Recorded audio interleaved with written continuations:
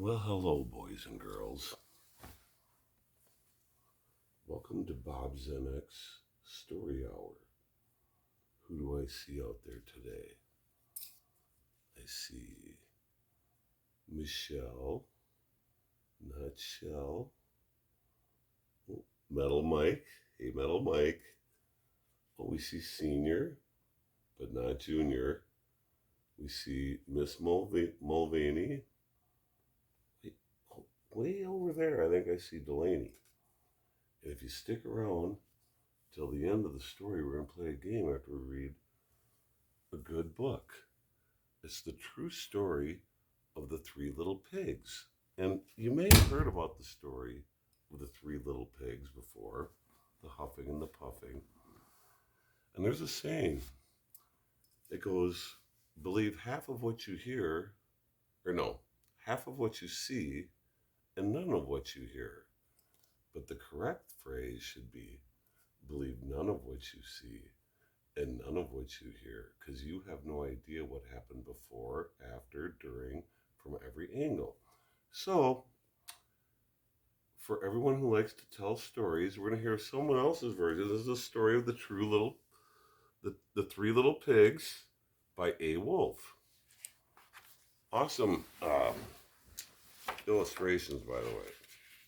As told to John Skitska, illustrated by Lane Smith. Much creds to him. To Jerry and Molly, J.S. and L.S. and Delaney.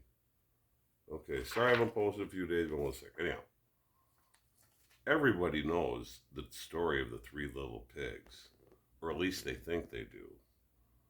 But I'll tell you it on a little secret. Nobody knows the real story, because nobody has ever heard my side of the story.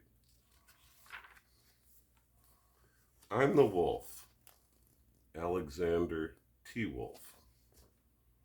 I don't know how this whole big bad wolf thing got started, but I think it's all wrong. Maybe it's because of our diet. Hey, it's not my fault wolves eat cute little animals like bunnies and sheeps and pigs. That's just the way we are. If cheeseburgers were cute, folks would probably think you were big and bad too. Where did cheeseburgers and bacon come from that we eat?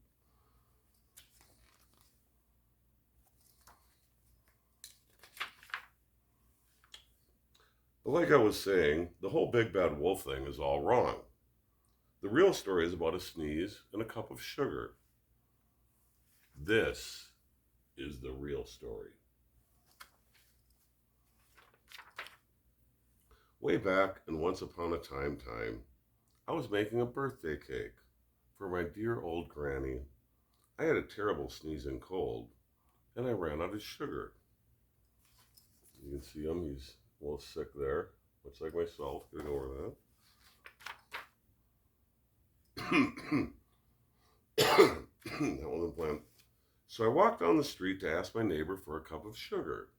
Now this neighbor was a pig, and he wasn't too bright either. He had built the whole house out of straw. Can you believe it? I mean, and who in his right mind would build a house out of straw? So, of course, the minute I knocked the door, it fell right in. I didn't just walk into someone else's house, so I called, little pig, are you in? No answer. I was just about to go home without the cup of sugar for my dear old granny's birthday cake. That's when my nose started to itch. I felt a sneeze coming when I huffed and I puffed and I blew his house in. And I sneezed a great sneeze. And you know what? That whole darn straw house fell down. And right in the middle of the pile of the straw was this first little pig. Dead as a doornail. He had been home the whole time. So it seemed like a shame to leave a perfectly good ham dinner lying there in the straw. So I ate it up. Think of it as a cheeseburger just lying there. Let's sneeze. I was feeling a little better, but I still didn't have my cup of sugar. So I went to the next neighbor's house. This neighbor was the first little pig's brother. He was a little smarter, but not much. He had built his house out of sticks. I rang the bell on the stick house. Nobody answered. I called, Mr. Pig, Mr. Pig, are you in? He yelled, Go away, Wolf. You can't come in. I'm shaving the hairs on my chinny chin chin.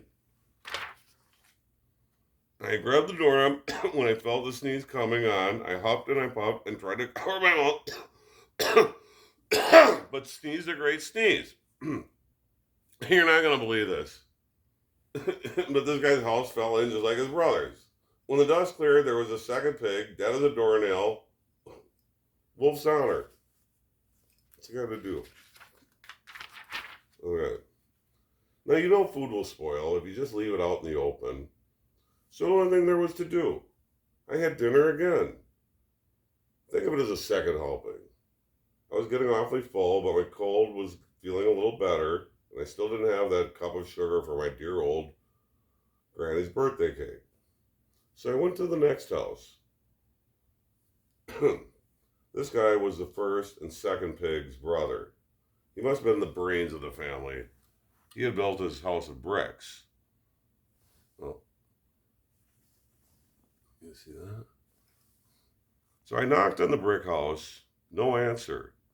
I called Mr. Pig, Mr. Pig, are you in? And you know what that rude little porker answered? Get out of here, Wolf. Don't bother me again. Talk about impolite. He probably had a whole sack full of sugar, and he wouldn't give me even one little cup for my dear old sweet granny's birthday cake. What a pig.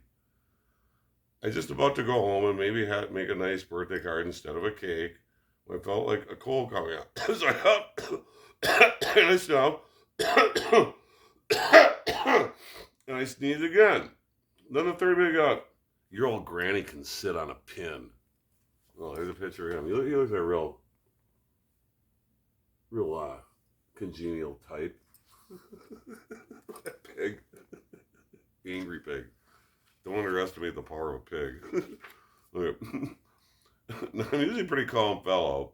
When somebody talks about my granny like that, I go a little crazy. Well, the cops drove up, of course. I was trying to break down the pig's door, and the whole time I was huffing and I was puffing and kind of making a real scene. So, wait, you gotta see the. Oh, don't forget, they have the press there. Don't forget the lying media is there too. Don't tell the story. Okay, the front page. The rest they say is history. The news reporters found out about the two pigs I had for dinner. They figured a sick guy going out to borrow a cup of sugar didn't sound very exciting, which it doesn't. So they jazzed up the story just a little bit. Well, all that huff and puff and blow your house down. They made me the big bad wolf. That's it. The real story. I was framed. So now you're in prison with the pig guard. But maybe you could loan me a cup of sugar? Okay. And I don't know if anyone got the message here, but the point is, you don't know the whole story. And it's fun to talk about gossip and stuff like that. So if you want to play a game that we've all played and we all play every day, have 3 of your friends all write the most dirty, salacious secret about one of their friends in the room. Don't say who it is, who it's about, and whether you heard it or seen it or you think it's true or it's not true. Write that down and put them in a hat. And after you put them in a hat, everyone pulls a card or a tag and tell them not to read it and just throw it away. And 9 out of 10, if not 100 out of 10, probably including myself, will read that card and tell somebody, and they'll believe it if they want, and they won't if they won't. So I'm as bad as the rest of us. Let's work on what we say we think we know, what we saw we know, add a few caveats as to there might be other explanations for what the heck's going on in this kooky, zacky, loony world. So anyhow, BobZenx And I start working on more story time. I don't know if I'll get hit with a copyright thing because I read a book. I couldn't play ZZ Top Sharp Dressed Man when I was showing my wardrobe. So that's fine. I just want to know what the rules are. So love you guys. Poke the like, stroke the height, and believe me, I was just getting a cup of sugar. Sugar.